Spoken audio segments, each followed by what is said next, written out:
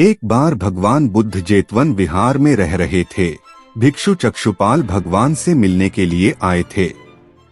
उनके आगमन के साथ उनकी दिनचर्या, व्यवहार और गुणों की चर्चा भी हुई। भिक्षु चक्षुपाल अंधे थे। एक दिन विहार के कुछ भिक्षुओं ने कुछ मरे हुए कीड़ों को चक्षुपाल की कुटी के बाहर पाया और उन्होंने चक्षुपाल की निंदा करनी शुरू कर दी कि उन्होंने इन जीवित प्राणियों की हत्या की।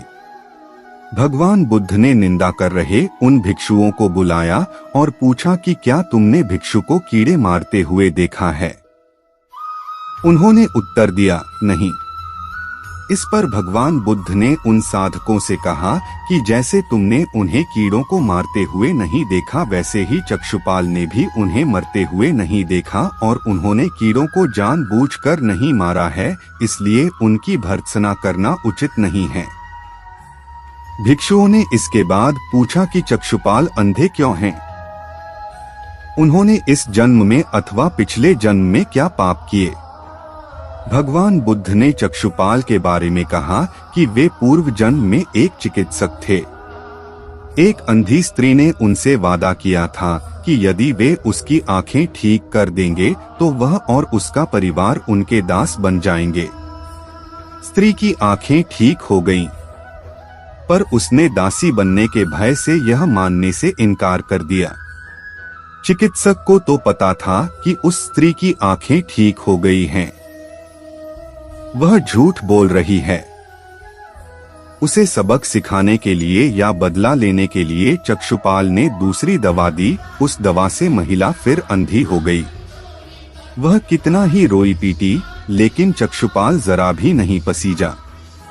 इस पाप के फलस्वरूप अगले जन्म में चिकित्सक को अंधा बनना पड़ा। प्रेरक कहानी 2, परिश्रम और धैर्य। एक बार भगवान बुद्ध अपने अनुयायियों के साथ किसी गांव में उपदेश देने जा रहे थे। उस गांव से पूर्व ही मार्ग में उन लोगों को जगह जगह बहुत सारे गड्ढे खुदे हुए मिले। बुद्ध के एक शिष्य ने उन गड्ढों को देखकर जिज्ञासा प्रकट की, आखिर इस तरह गड्ढे का खुदे होने का तात्पर्य क्या है? बुद्ध बोले, पानी की तलाश में किसी व्यक्ति ने इतने गड्ढे खोदे हैं। यदि वह धैर्य पूर्वक एक ही स्थान पर गड्ढे खोदता तो उसे पानी अवश्य मिल जाता, पर वह थोड़ी देर गड्ढा खोदता और पानी न मिलने पर दूसरा गड्ढा खोदना शुरू कर देता। व्यक्ति को परिश्रम करने के साथ धैर्य भी रखना चाहिए। प्रेरक कहानी 3, अमृत की खेती। एक बार भगवान बुद्ध भिक्षा के लिए एक किसान के यहाँ पहुँचे। तथागत को भिक्षा के लिए आया देखकर किसान उपेक्षा से बोला, श्रमण, मैं हल जोतता हूँ और तब खाता हूँ।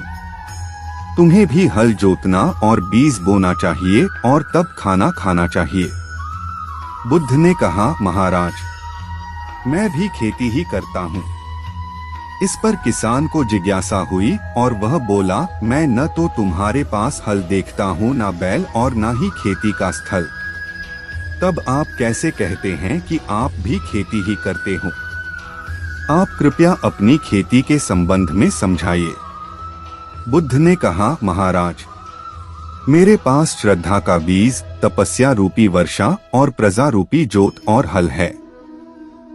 पाप भीरुता का दंड है, विचार रूपी रस्सी है, स्मृति और जागरूकता रूपी हल की फाल और पेनी है। मैं वचन और कर्म में संयत रहता हूँ। मैं अपनी इस खेती को बेकार घास से मुक्त रखता हूँ और आनंद की फसल काट लेने तक प्रयत्नशील रहने वाला हूँ। अप्रमाद मेरा बैल है जो बाधाएं देखकर भी पीछे मुंह नहीं मोड़ता है। वह मुझे सीधा शांति धाम तक ले जाता है। इस प्रकार मैं अमृत की खेती करता हूँ।